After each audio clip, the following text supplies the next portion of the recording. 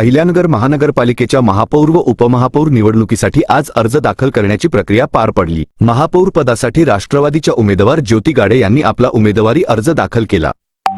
अर्ज दाखल करताना त्या भावूक झाल्या होत्या। यावेळी त्यांनी स्वर्गीय शिवाजीराव कर्डिले यांच्या आठवणींना उजाळा देत त्यांच्या मार्गदर्शनामुळेच आजचा राजकीय प्रवास शक्य झाल्याची भावना व्यक्त केली। ज्योती गाडे यांनी अर्ज दाखल केल्यानंतर उपस्थित पदाधिकारी, कार्यकर्ते आणि समर्थकांनी त्यांना पाठिंबा देत जोरदार घोषणाबाजी केली। स्वर्गीय शिवाजीराव कर्डिले यांनी दिलेले संस्कार, विकासाची दृष्टी आणि जनसेवेचे विचार कायम प्रेरणादायी राहतील, असेही त्या म्हणाल्या। दरम्यान उपमहापौर पदासाठी भाजपकडून धनंजय जाधव यांना उमेदवारी देण्यात आली आहे। धनंजय जाधव यांनीही आज आपला उमेदवारी अर्ज दाखल केला। शहराच्या विकासासाठी पक्षाने दिलेली जबाबदारी प्रामाणिकपणे पार पाडू, असा विश्वास त्यांनी यावेळी व्यक्त केला। भाजपकडून महापौर व उपमहापौर दोन्ही पदांवर विजयाचा विश्वास व्यक्त करण्यात येत असून शहराच्या सर्वांगीण विकासासाठी नवीन नेतृत्व कटिबद्ध असल्याचे पक्षाच्या पदाधिकाऱ्यांनी सांगितले।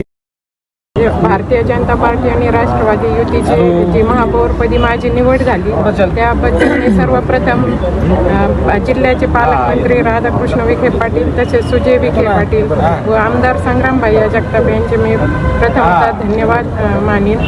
आणि आज माझी अहिल्यानगर महानगरपालिकेपदी म्हणजे अहमदनगरचं नाव चेंज होऊन अहिल्यानगर नाव पडलं आणि मी प्रथम त्याची महापौर झाली, याच्याबद्दल मला अभिमानच आहे।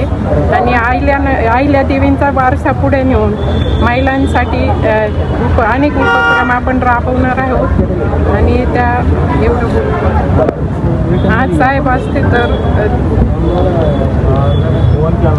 त्यांना खरोखरच खूपच आनंद झाला असता।